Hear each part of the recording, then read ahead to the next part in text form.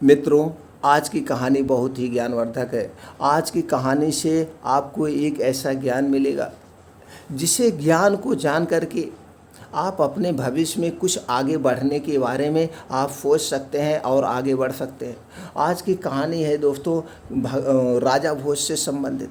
चलिए दोस्तों कहानी को शुरू करते हैं। एक बार राजा कृष्णदेव राय दरबार में बैठे मंत्रियों के साथ विचार विमर्श कर रहे थे कि तभी एक व्यक्ति उनके सामने आकर कहने लगा, महाराज मेरे साथ अन्याय करें, मेरे साथ न्याय करें, मेरे साथ अन्याय हुआ है, मेरे मालिक ने मुझे धोखा दिया है। इतना सुनते हुए महाराज ने उनसे पूछा, तुम कौन हो और तुम्हारे साथ क्या धोखा हुआ है? अन्नदाता, मेरा नाम नामदेव है। कल मैं अपने मालिक के साथ किसी काम से एक गांव में जा रहा था। गर्मी की वजह से चलते चलते हम थक गए और पास में स्थित एक मंदिर की छाया में बैठ गए। तभी मेरी नज़र एक लाल रंग की थैली पर पड़ी जो कि मंदिर के एक कोने में पड़ी हुई थी। मालिक की आज्ञा लेकर मैंने वो थैली उठा ली। उसे खोलने पर पता चला कि उसके अंदर के आकार के दो हीरे चमक रहे हैं। अंदर वेर के आकार के दो हीरे चमक रहे हैं। हीरे मंदिर में पाए गए थे, इसलिए उन पर राज्य का अधिकार था। परंतु मेरे मालिक ने मुझसे ये बात किसी को न बताने से मना कर दिया और कहा कि हम दोनों इसमें से एक एक हीरा रख लेंगे।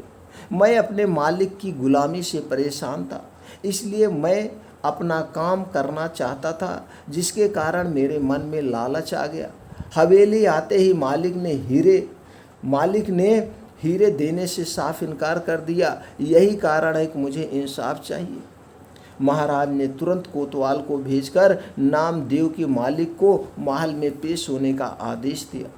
नामदेव के मालिक को जल्द ही राजा के सामने लाया गया। राजा ने उससे हीरों के बारे में पूछा तो वह बोला, महाराज ये बात तो सच है कि मैं मंदिर में हीरे मिले थे, लेकिन मैंने वो हीरे नामदेव को देकर उन्हें राजकोष में जमा करने को कहा था। जब वह वापस लौटा तो मैंने उससे राजकोष की रसीद मांगे तो वह आनाकानी करने लगा। मैंने जब इसे धमकाया तो ये आपके पास आकर मनगढ़ंत कहानी सुनाने लगा। अच्छा, तो ये बात है? महाराज ने कुछ सोचते हुए कहा, क्या तुम्हारे पास इस बात का कोई सबूत है कि तुम सच बोल रहे हो? अन्नदाता, अगर आपको मेरी बात पर यकीन नहीं है तो आप मेरे दूसरे नौकरों से पूछ सकते हैं। वह उक्त समय वहीं पे थे। उसके बाद तीनों नौकरों को राजा के सामने लाया गया। तीनों ने नामदेव के खिलाफ गवाही दी। महाराज तीनों नौकरों और मालिक को वहीं बिठाकर अपने विश्राम कक्ष में चले गए और सेनापति तेनालीराम महामंत्री को भी इस विषय में बात करने के लिए वहां बुलाया गया। उनके पहुंचने पर महाराज ने मंत्री से पूछा, आपको क्या लगता है, क्या नामदेव झूठ बोल रहा है? जी महाराज, नामदेव ही झूठ बोल रहा है। उसके मन में लालच आ गया होगा और उसने हीरे अपने पास रख लिए होंगे। सेनापति ने गवाहों को झूठा बताया।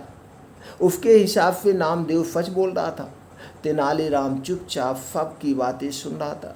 तब महाराज ने उसकी ओर देखते हुए उनकी राय मांगी। तेनालीराम बोला, महाराज कौन झूठा है और कौन सच्चा, इस बात का सभी को पता लग जाएगा, परंतु आप लोगों को कुछ समय के लिए पर्दे के पीछे छुपना होगा।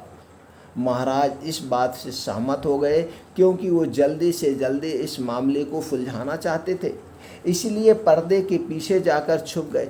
महामंत्री और सेनापति मुंह सिकोड़ते हुए पर्दे के पीछे चले गए। अब विश्राम कक्ष में केवल तेनालीराम ही दिखाई दे रहा। अब उसने सेवक से कहकर पहले गवाह को बुलवाया। गवाह के आने पर तेनालीराम ने पूछा, क्या तुम्हारे मालिक ने तुम्हारे सामने नामदेव को हीरे दिए थे? जी हाँ। फिर तो तुम्हें हीरे के रंग और आकार के बारे में भी पता होगा। तेनालीराम ने एक कागज और कलम गवाह के सामने करते हुए उससे कहा, लो मुझे इस पर हीरे का चित्र बनाकर दिखाओ। इतना सुनते ही उसकी चिट्ठी विट्टी गुल हो गई और वह बोला, मैंने हीरे नहीं देखे क्योंकि वो लाल रंग की थैली में थे। अच्छा, आप अब चुपचाप वहाँ खड़े हो जाओ। तेनालीराम ने कहा ठीक है, तुम उस तरफ खड़े हो जाओ। अब दूसरे गवाह को बुलाकर उससे भी यही प्रश्न पूछा गया। उसने हीरो के रंग के बारे में बताकर कागज पर 2 गोल गोल आकृतियां बनाकर अपनी बात साबित की। फिर उसे भी पहले गवाह के पास खड़ा कर दिया गया और तीसरे गवाह को बुलाया गया।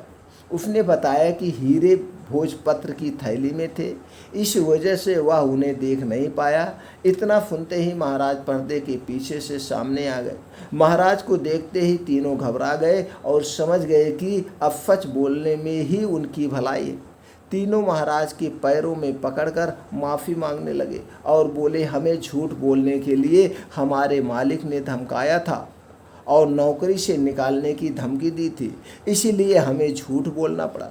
महाराज ने तुरंत मालिक के घर की तलाशी के आदेश दिए। तलाशी लेने पर दोनों हीरे बरामद कर लिए गए।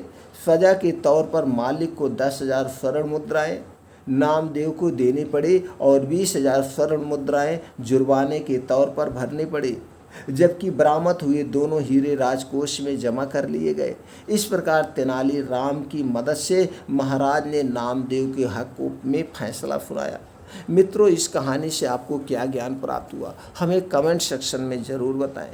फिर मिलते हैं ऐसी ही और ज्ञानवर्धक कहानी के साथ अगले वीडियो में।